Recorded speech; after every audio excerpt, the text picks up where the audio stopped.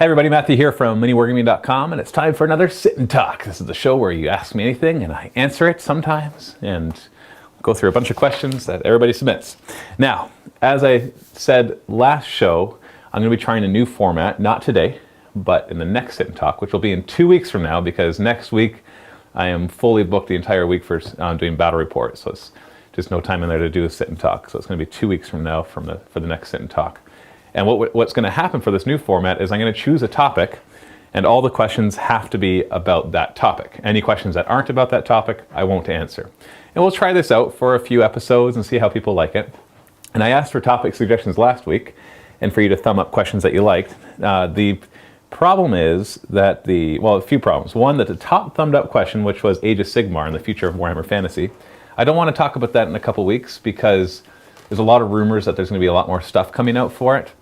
So I want to hold off talking about that until I see everything that comes out. Like there's rumors of another rule set, a more competitive rule set coming out, and just more. So I feel like it's not yet complete, and I don't want to just make guesses for that. There's also been some topic suggestions which are actually just questions. Like the one topic says, where is 40K going? That's a question. That's not something that everybody can ask questions about. And so there's things like that. There's people who put topic suggestion and then they asked a question, but that question is just a question. So what I'm looking for topics is something more broad, which a few people did. Like somebody put one about list building, and so then people could ask questions about various, like, how do I build a Tyranid list to beat Eldar? What's the best formation in this, or that kind of stuff. See, that's a topic. Now the topic that I saw that I liked, that I want to do for the next one, is actually about narrative campaigns. And it can be about anything about narrative campaigns. So the official topic for the next Sit and Talk, which will be in 2 weeks, so you leave comments or questions about specifically that. Anything else I will not be replying to for that one. And we'll still have in the future random ones. The topic will be narrative campaigns. Anything about it. You can ask me how we make them. You can talk to me about how I would do one in like if you're just doing it with your friends. You can talk about any aspect about narrative campaigns, the story, the actual mechanics, whatever it happens to be, and I will talk about those. So that'll be the full topic for both the free one and the vault one. Now for today, I'm just going to be answering the random questions that were left from last week. Big disclaimer. Usually I give the disclaimer that if you don't like religious or political discussions, then don't watch this show, because I answer any questions, even those that are more personal. But one of the top thumbed up questions is actually about the legalization of gay marriage. And since it's got so many thumbs up, I am going to talk about it. And so if you're very sensitive in this area, in other words, if you're the type of person that just gets angry at somebody else if they have a different opinion to you, then I suggest that you turn this off right now, because I will be giving my opinion about the question that was asked there. And I'll try to be as diplomatic as I can, but in the end, it might not agree with your beliefs. And so if you're easily offended by that, then and you just prefer not to hear about that, then I suggest you just skip this show, because I will be talking about it. I'll be talking about it pretty early, so if you want to like skip partway through the show, you'll probably miss it as well. That's what you want to do. And of course, if you want your questions answered, make sure you leave them in the comment section below. If you're on YouTube, then click the link in the video description below, and then leave it on our site instead, and thumb up the ones that you want to see, of course. And then I just take from the top ones and random ones after that. But in this case, all about the topic of narrative campaigns. Just want to stress that. And of course, I'm going to be doing the 45-minute one for free, and then we're going to be doing a 30-minute Sit and Vault show where I answer Vault members' questions as well. So let's go into this.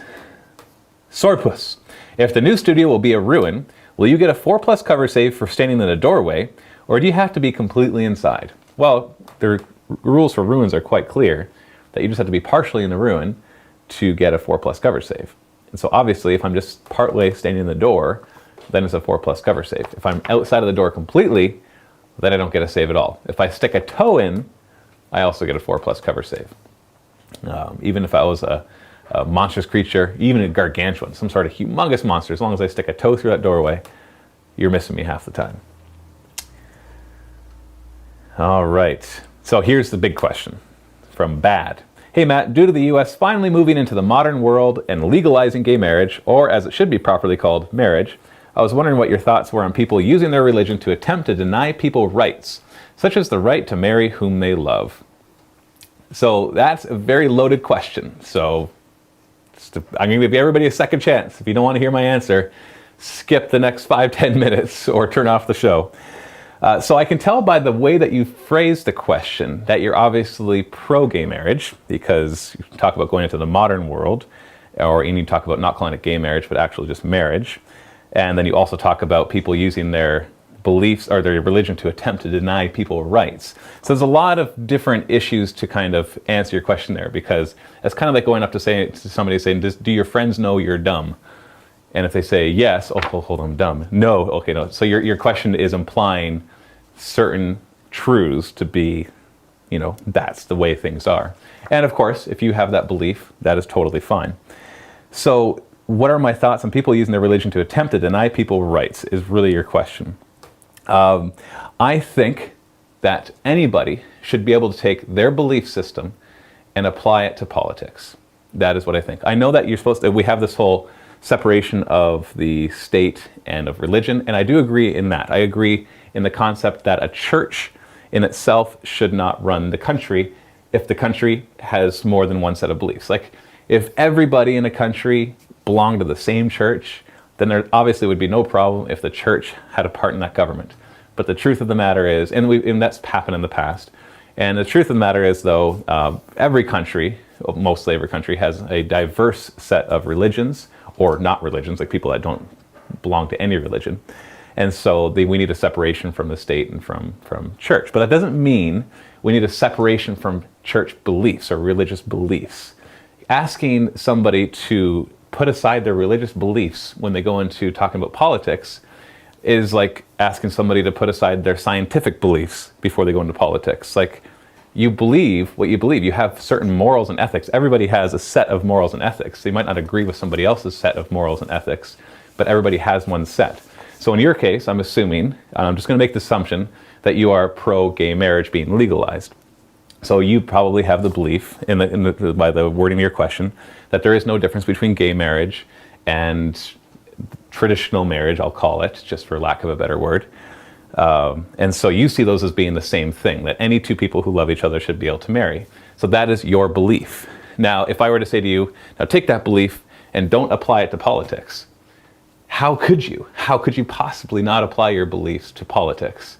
See, you have to be able to see it from both sides. Now, I totally get it, that this fight over the legalization of gay marriage has been poorly done from both sides. Okay, you have religious people who basically are just kind of spouting off their truths and condemning people who want to have same-sex marriages. It's just like that. And some of them even discriminating, some of them even being hateful towards those people. None of that is good. None of that is right. And on the other side, of course, you have those who are advocates of gay marriage who are basically, they're tired of that for a good reason, because they've been treated poorly. It's been poorly done. Let me just put it that way. In the past, how to treat people, especially in this area. This is a very hot topic because of how repressed people have been who have those feelings. And I'm not denying that people have those feelings. They totally do. And so it's been really poorly done. Like decades ago, just like if you were found out to be gay, that there was actual legal ramifications to that. Like and just the things that judges would have you go through in order to be able to because you're gay, like the chemical treatments or whatever treatments that they would make you go through so that you could stop being gay, that kind of stuff. And so it's just been poorly done on both sides, because now it's kind of, the pendulum has swung so far that if a religious person states their opinion that there shouldn't be gay marriage legalized, they're labeled as a bigot, they're labeled as somebody who's oppressive, when really they're just, some of them, you're right, they are just being bigoted and they're unwilling to see the other side's point of view. That's what bigot is. Somebody who is stubborn in their point of view and they're unwilling to kind of even hear out the other side. So both sides are guilty of that, unfortunately. I'm on the side that it shouldn't be legalized. I'll just tell you that right now. We can go through all the different reasons, but that's not really the question. The question is, should we be able to have a political discussion about this? And the answer is absolutely yes. And we should be able to have that discussion. And unfortunately, like I said, it ends up being a hateful discussion between certain people, and both sides are guilty of this. I'm not saying that one side is more guilty than the other, both sides are very guilty of this because of the past that has come up with this.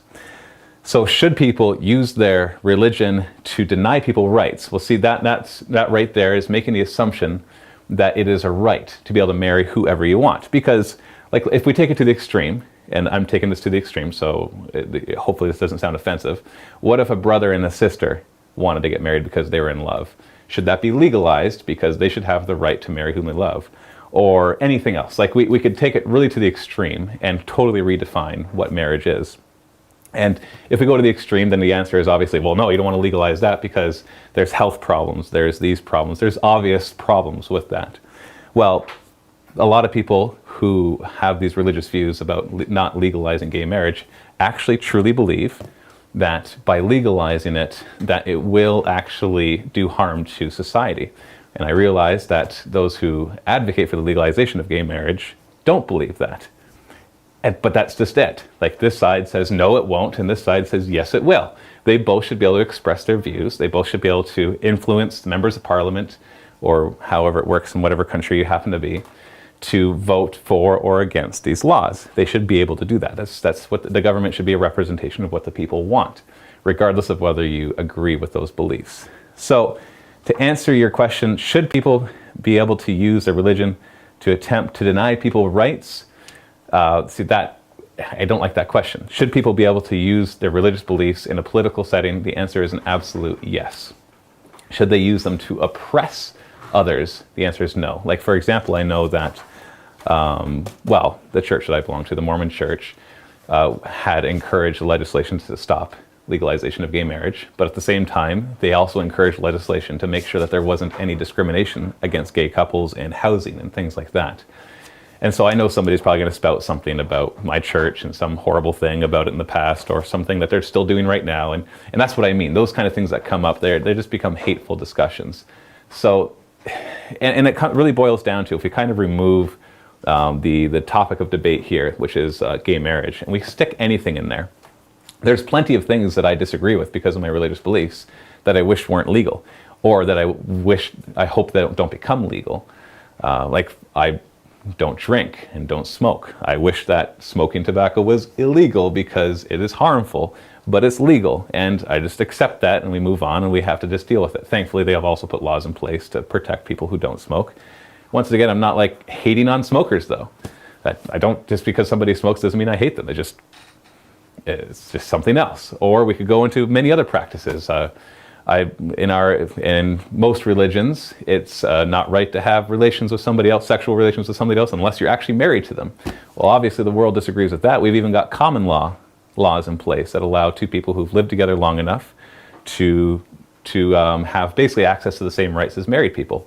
Is that right or is that wrong? Well, obviously I disagree with the practice, but I don't necessarily disagree with the law, because those people need to have protection for their children. They need to be able to have access to benefits. But I disagree with the practice that they're doing. Do I hate them? Of course not. I know many people. There's people in my family who are that way. It's just, we all have a set of beliefs, and not everybody else will conform to them. And if we just choose to hate somebody because they don't conform to our set of beliefs, that is not good.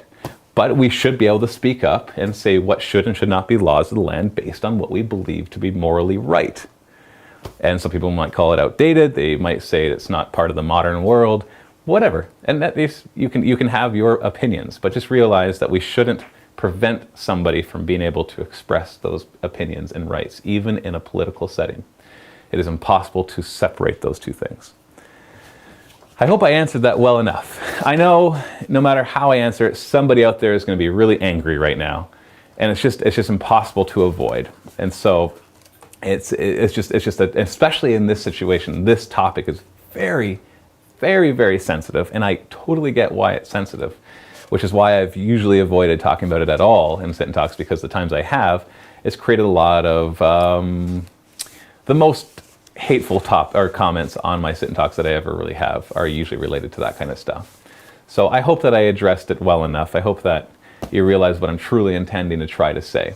And I would have skipped that question if it wasn't one of the top thumbed up questions, because I just usually am like, ooh, I'm going to stay away from that, because it usually creates a very big storm of negative stuff after that.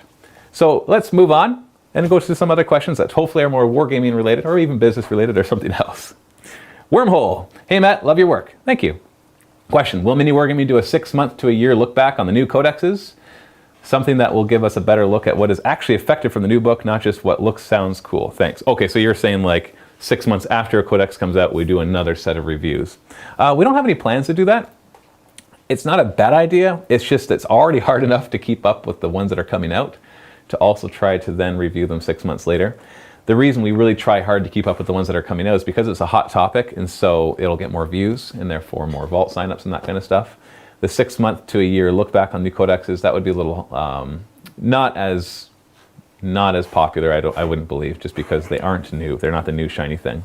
Doesn't mean it's a bad idea though. It's more just a matter of managing the time that we have for making videos. Rob Shaw, hey Matt, Vault member for a couple of months. Thank you. Absolutely awesome campaigns and bat reps. I have a suggestion. Do you think you will add a feature on the channel which lets you know which videos you have already viewed, like on YouTube?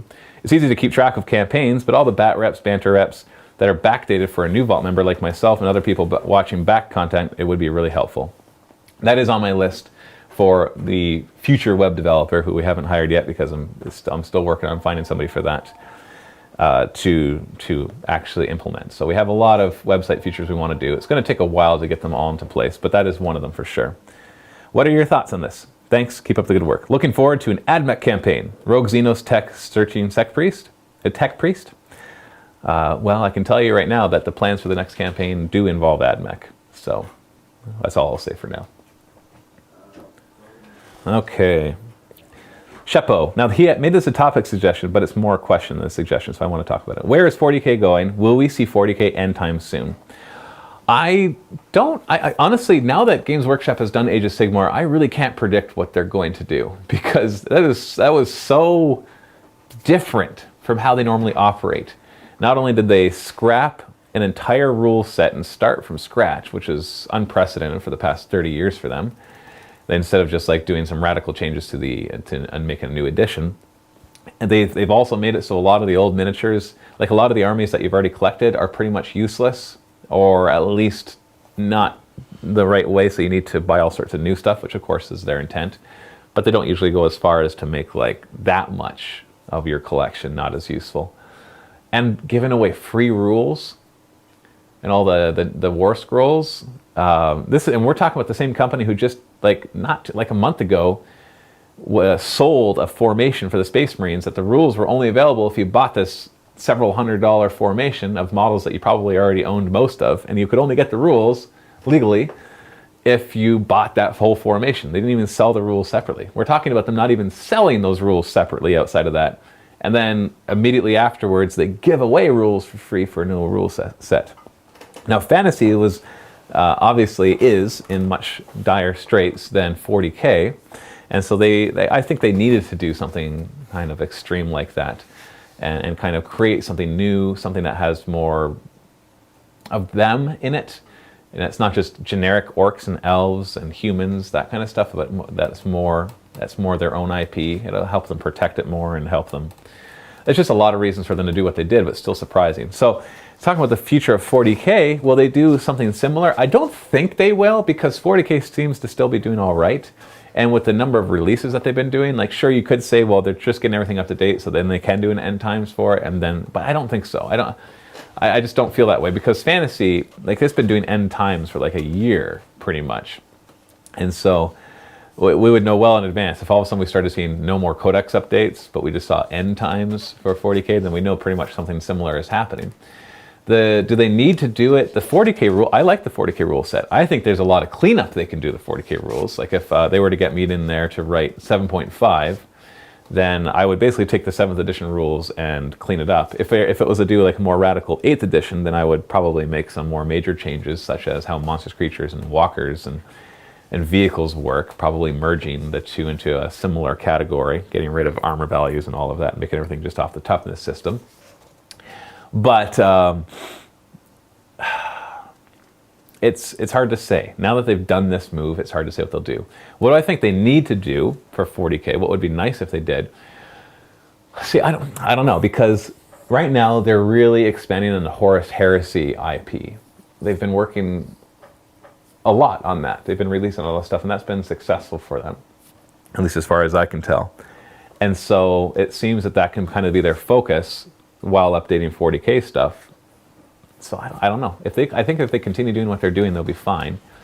Yeah, they've had some OP releases like the Necrons and the Eldar and things like that, but that's not atypical for them. It was extreme, but it wasn't atypical. Already we're starting to see more and more stuff come out, and I think Necrons and Eldar, you'll just see them kind of go back to their normal, super competitive, but not necessarily OP, because everything else has gotten even more OP as well. So it's just, that's their MO. They've been doing that for years. So I'd love for them to advance the story, resurrect the Emperor, advance it in such a way you don't destroy any possibility of certain races.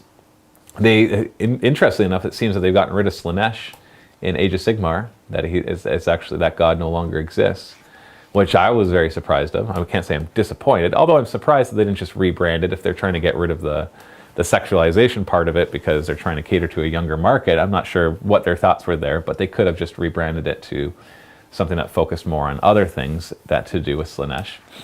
But it seems that they've gotten rid of Slaanesh, and so maybe they'll do something similar in 40K. In the Harlequin book, there are, it does have rumors basically of a way that Segarath, or whatever the Harlequin god is, the elder god is the trickster god, has a plan to actually capture Slaanesh or defeat Slaanesh. So maybe they'll do the same thing in 40K. So I'd love to see them not doing end times for 40K, because it's not a world, it's a galaxy. So doing an end times would seem a little extreme. But advancing the story would be really cool. Advancing the story of the Tyranids, of the Imperium, of the Emperor himself, of Chaos, starting maybe a new crusade, advancing it, expanding the Tau, getting the Eldar to have some crazy thing happening, maybe with trying to defeat Slaanesh. All those kind of things would be really cool if they did that. So, but we'll have to wait and see what they do. Mexican DPS. Hey Matt, what are some of the closest hotels near the Mini Wargaming Office? I want to play you guys within the next year, hopefully, but I'm not sure what hotels are closest to you. Off the top of my head, Niagara Falls has tons of hotels. They're obviously not the closest. Like we have like a Best Western not too far from here. If you just go on Google Maps and search for hotels, like if you find us on Google Maps, just go to Welland, Ontario. You can see our address. Just do a Google search for Mini Wargaming, and there's a business listing there. And you can search for hotels near that. So that's the easiest way to do it. Niagara Falls, which is the main attraction that you can kind of visit while you're here, has tons of hotels, obviously, because it's a tourist place. Also, completely off topic of this question, what do you think of Tyranid Primes being able to take wings in the next codex? I'm hoping this is going to be an upgrade, and I'm building a Prime model with wings just in case. And if it doesn't happen, then I just have a really cool looking Shrike. Thanks again, Vault Member for Life. Well, I don't know when the next codex is coming out. Should primes be able to take wings? Sure, I think that'd be cool. I also think it'd be cool if they allowed them to join other squads inside of a Tyrannocyte, just kind of like an independent character joining a squad inside of a drop pod. Although I guess some people could argue that they already can, but I don't know. I don't think they can. All right.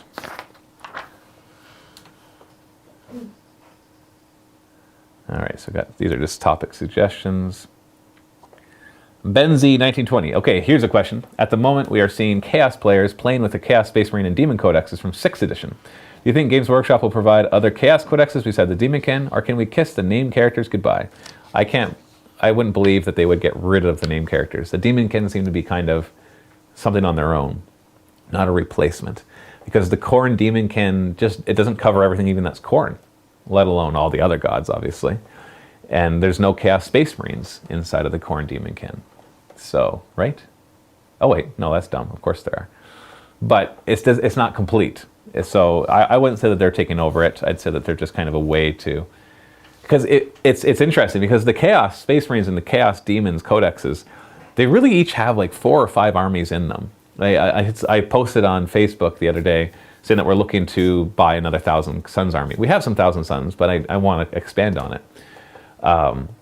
And somebody says, how is it possible you don't already have a huge 1,000 Suns army with all the Chaos you have? Well, it's because Chaos is the one army, like, out of everything, that it's actually hard to get everything, because there's 4 gods, and so you have 4 sets of everything.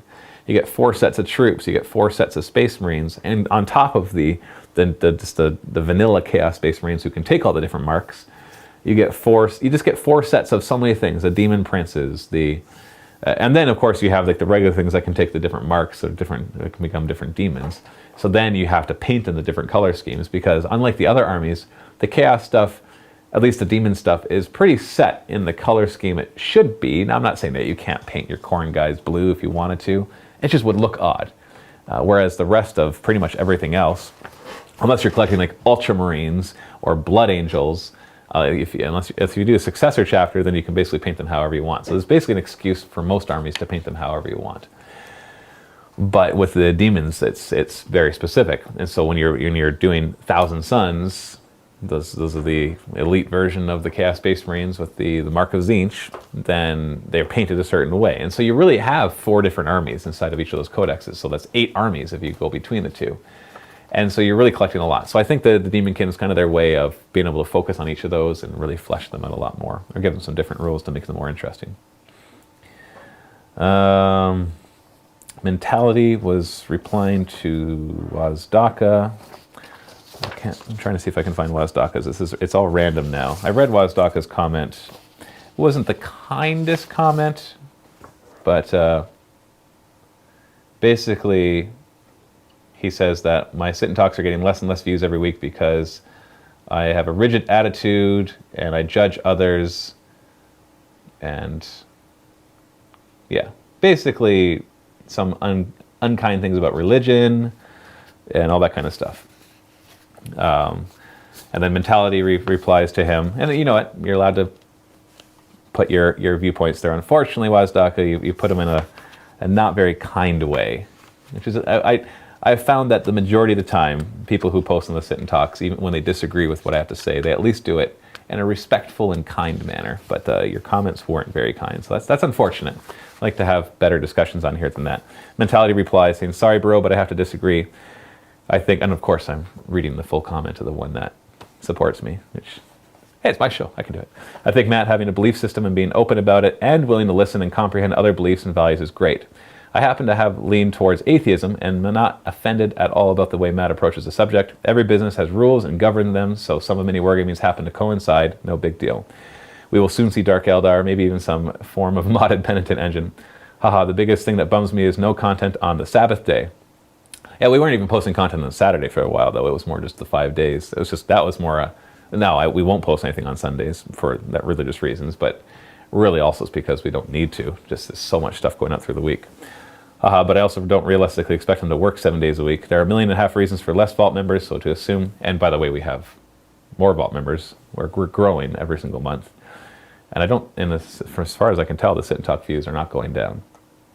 As assuming your beliefs are more correct than somebody else's. What really matters is how important one's beliefs are to themselves. Please don't let something so minor stop you from enjoying the great content is being put out. In words of my Eldar leader, live long and prosper. So really what it comes down to, yeah, I warn people that this show, I express personal beliefs. If that bothers you, we post tons of content other than this show. And so I just suggest you don't watch this, and then you go and watch the other shows, enjoy the battle reports, enjoy the narrative campaigns, because those are just, they're just battle reports. They're guys just playing the game. And so now, obviously, my religious views influence those as well, because you'll notice that there's very little, if no swearing. Any swearing that happens is accidental, and we try to avoid it at all costs, and try to keep things more PG-13. That is a result of our belief system and all of that. So it is being influenced over there. Honestly, Dark Eldar never really appealed to me, but that's probably because of my belief system as well. I know it is, and so but that's not why you don't see them. Like, I only play a few armies, so nobody else is. We haven't banned Dark Eldar from here anyways. Steve has actually been building a Dark Eldar army, so you'll see more of them. And we do have a campaign plan that involved the Dark Eldar. Not the next one, probably the next one after that. But yeah, it's just the way it is. We all have a belief system, and we should be able to apply that to our lives, whether it's business or wherever it is. But we've already talked about that a lot, so let's just move on. But Mentality, thank you for your comments. Wazadaka, I can see your side, but at the same time, I wish that you had posted it in a nicer way. We should be able to do that. Let's have these discussions in a nicer way. Okay. Mint Manly. Question. Hey Matt, as an Iron Hands 30k player, I was wondering what Legion you would play from the Horus Heresy, and what Legion do you think Leland, Dave, and Steve would play? Thanks Matt, loving the Vault membership, and don't plan on going anywhere for a long time. P.S. The flesh is weak. I've been asked this before, and I think this is Salamanders, and the more I look at it, the more I like the Salamanders. because they feel out of all the different 40K legions, the Space Marines, or heck, in 40K altogether, they seem like the thing that's closest to a good guy that we have. And it's because they actually care about people. They're one of the few Space Marine chapters, if not the only, that when they're not at war, they actually live amongst the people on their homeworld. And they contribute to society, whereas a lot of the other ones will retreat to their fortresses or monasteries for training and, all just kind of their, just being away. They separate themselves from humanity, which rightfully so, because they are very unhuman. Because of how much they've been changed by being turned into Space Marines. So I really like that the Salamanders care and that they've stayed loyal. And they also have a tragic story. I like them overall. The more I've learned about them, the more I really like them. So I think I'd play Salamanders. Speaking for the other ones, Leland, I don't think he'd want to play Space Marine Legion. I think he'd want to play the Adeptus Mechanicus, just like he plays now. Dave would probably be one of the 9 that fell. Which one? I can't think which one specifically he would care about. Probably the Word Bearers, or yeah, probably them. I think anyone that's more on that end, that'd be the one that he'd be most interested in. Captain Kador, hi Matt, couple things. What are your views on the fluff of Age of Sigmar? I'm going to hold off answering that question because I haven't been able to really read a lot of it yet. So, why does everyone think the Star Wars prequel trilogy is so bad? Because it was awful. What do you mean, why does everybody think that? It was horribly written, horribly directed. Special effects were cool. The lightsaber battles were awesome. The music was fantastic. But the acting was atrocious. The script writing was just absolutely disgusting. And it's just, the story was fine. The overall story was fine, but it was hard to watch. It was just bad. So, don't know what happened to George Lucas's writing abilities for Star Wars between the original ones and those ones, because the original ones, when you watch them, yeah, they've got some things. They're back in the 80s kind of thing, but they're still better written. So I'm just not sure what happened there. I'm really looking forward to the new Star Wars because, well, even if George Lucas wrote them, I'd still go and watch them all. I'd probably buy them all too, even if I didn't like them, because you just kind of have to. It's Star Wars, you kind of owe it to the guy to buy everything that's Star Wars related because of how much it's influenced our culture. And just how awesome the original ones actually are. He still deserves to be a billionaire just because of those original ones. And I have nothing against George Lucas as a person, obviously. But this one he's not part of. So I'm really interested to see kind of a new take on the whole thing. We'll see what it is. Is bringing 2 squads of Wraithguard with Archons and Webway portals meaning they don't deep strike while scattering in friendly games cheese? Maybe. Has anyone ever told you you look like Stu from The Hangover? Which one is Stu? Is he the guy from The Office? The dentist. Which I never saw The Hangover. I just know the guys that are in it. Is Stu the guy from The Office? Yeah. The one. Yes. Yeah. Yeah. Who is he? He's Andy in The Office, right? Yeah. The guy that does and he loses the tooth. I know that just from the trailer. He's also in the new Vacation movie. Do I look like Stu from The Hangover? Seriously? You know what? I don't think he's a bad-looking guy, so I don't think that's an insult. It's funny that it's Stu from The Hangover, not Andy from The Office.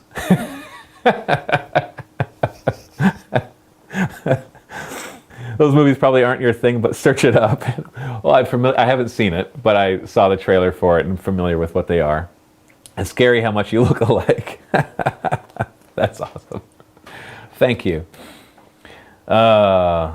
Peter Gooding. Hi, Matt. What are the top 3 things in life that annoy you? Oh, that's a negative way of looking at life. Top 3 things that annoy me.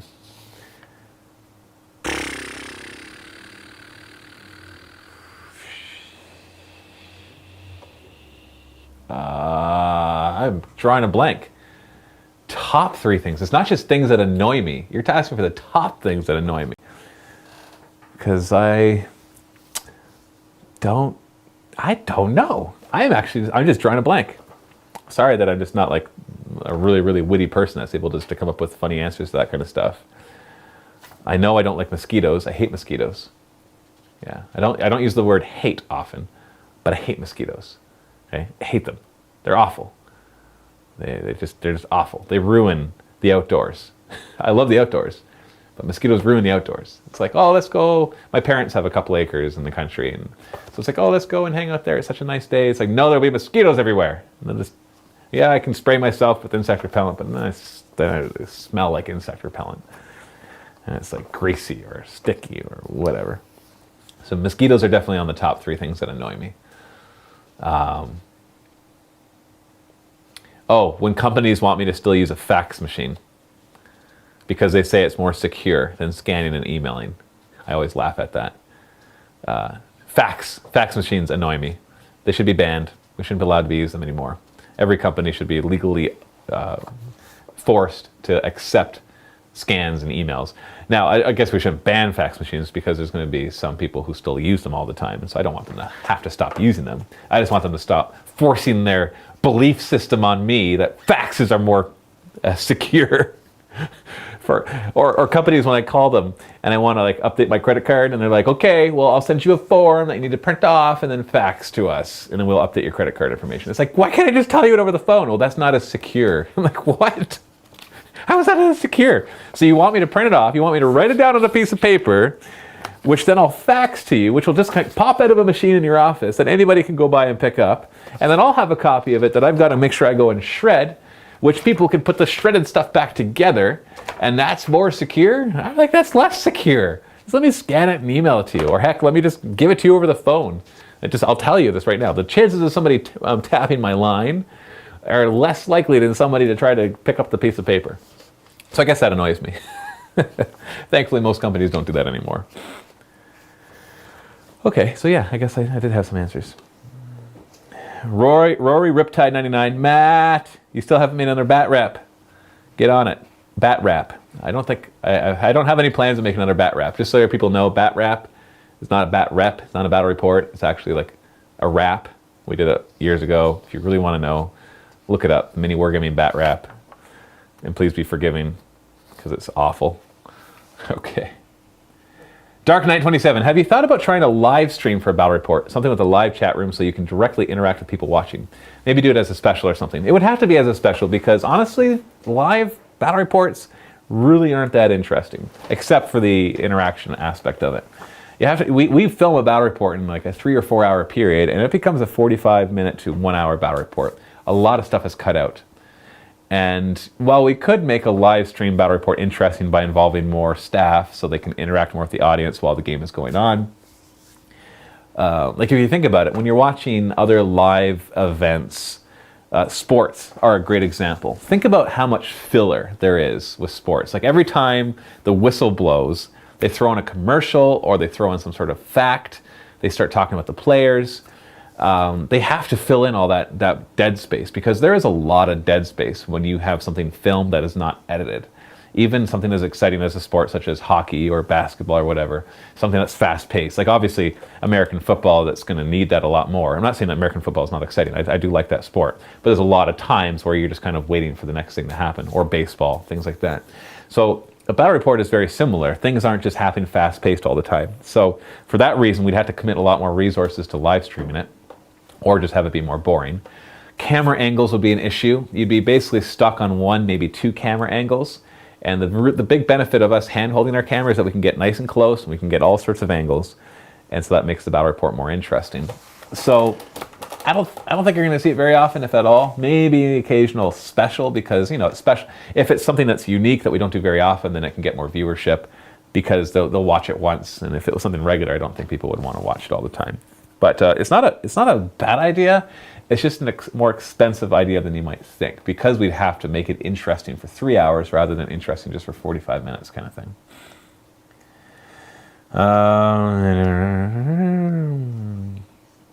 Tempest 1989, hey Matt, not a criticism, as I doubt it has been a game changer, but I thought I should mention it.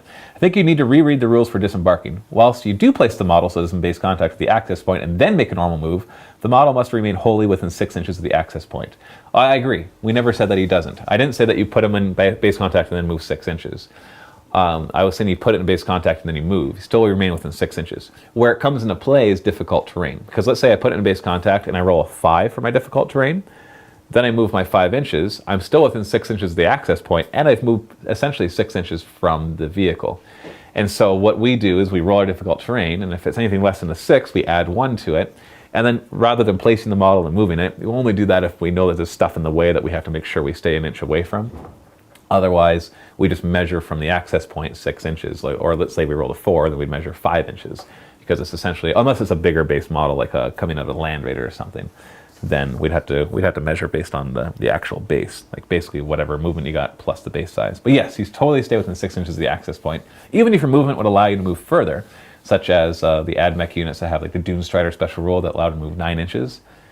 They could move 9 inches as long as they stay within 6 inches of the access point. Now that might come into play if there's guys in the way and you want to kind of get around them. So the vehicle's here and there's an enemy here and you want to move over to here. That could be more than a 6-inch move, but you stay within 6 inches of the access point. And so that would help for a difficult terrain roll of 6, or you pop your guy out and you move 7 inches in total, because including the distance from starting there. But I agree with you. You don't get to end more than 6 inches away. Gunred, I have a question regarding a fan-made chapter. Am I allowed to use the same stat line of named characters in my fan-on chapter? Correct, as long as they have the same chapter tactics? Yeah, sure. Like if you use a Salamander's chapter tactics, you can totally use Vulcan, and then you can rename him to something else. You can say that he's whatever. But if you use it, the only rule for using named characters is that they have to have the same chapter tactics. So if you're a successor chapter of the Ultramarines, then you get access to all the special characters like Tigurius. And you could rename them. Sure, you could make a custom model and everything and be like, I use the rules for Tigurius for this, and as long as you're using the Ultramarines chapter tactics. If you were to be like, I want to use the Black Templar chapter tactics, but I want to use Tigurius in it, if your opponent agrees, go for it. It's perfectly fine. But if you're going for like a legit that's correct in the rules, then no, you can't do that.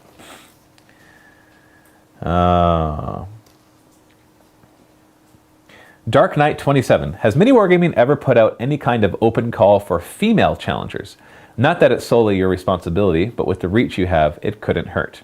I had noticed that. We haven't, besides Dave playing against Wargamer Girl when we were in Valhalla, I don't think we've had a single battle report featuring a female gamer. I did 2 of them. We did? Yeah. When? My first one, Your first 40K one? Or your first War Machine one? War Machine. Oh, okay. I stand corrected. Then my wife came in and played. Your wife came in and played? Yeah, that was years ago. Oh, years ago. I don't remember that. You were busy that day. And it was actually in a battle report? Yeah, with Dan. Oh, okay. I stand corrected. We've had 2. What have we done, like 1,000 or 2,000 battle reports? So we don't have them very often. We don't discourage it. I just think it's... We can go into all the reasons why I think it is or is not the case. Obviously, this market is more male dominated. Not that it should be or shouldn't be or any of those kind of things. I don't want to try to get into those subjects. Would I put out an open call for female challengers? We have. Your question is, have we ever? And the answer is no. And I don't see the need for that. We don't discriminate. We just say, hey, we're looking for more challengers. Come on in. If a female wants to come in, there was one that was supposed to come in and play against Steve, because it was a husband and wife that were coming in. But then I think there was sickness or something that happened. They weren't able to make it. So it's not discouraged. So if you're a female gamer and you want to come in and play us, of course, you're more than welcome to. We'd love to have you.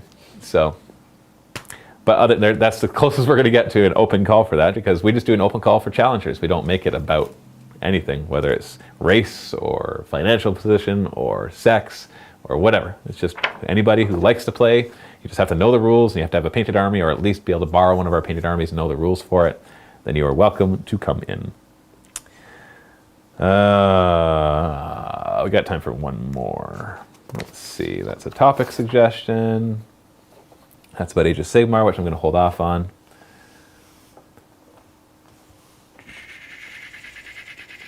Somebody's asking, Evolve is asking, now that I assume you've hired your new web developer, how soon do you think we'll see changes? We haven't hired one yet, so I won't count that as a question. Still working on that. It's actually hard to find a good web developer, because the person we're looking for, we don't want somebody who's got like 10 years experience, because those people, they need to be paid a lot more, and we can't afford that. But we can't have somebody brand new, because they need to know more than me, and I'm not brand new. So we need somewhere in like the 2 to 3 year area where the wages that we're offering, that falls under a competitive wage for somebody who's got about 2 or 3 years of experience. So they'll have enough experience that I'm not going to be, I'm not going to worry that they're going to break everything, and that they can do a good job with it. So still looking for somebody, but it needs to be in-house. Maybe eventually I'll look for a freelancer if I really can't find somebody, but I really, really, really want somebody in-house.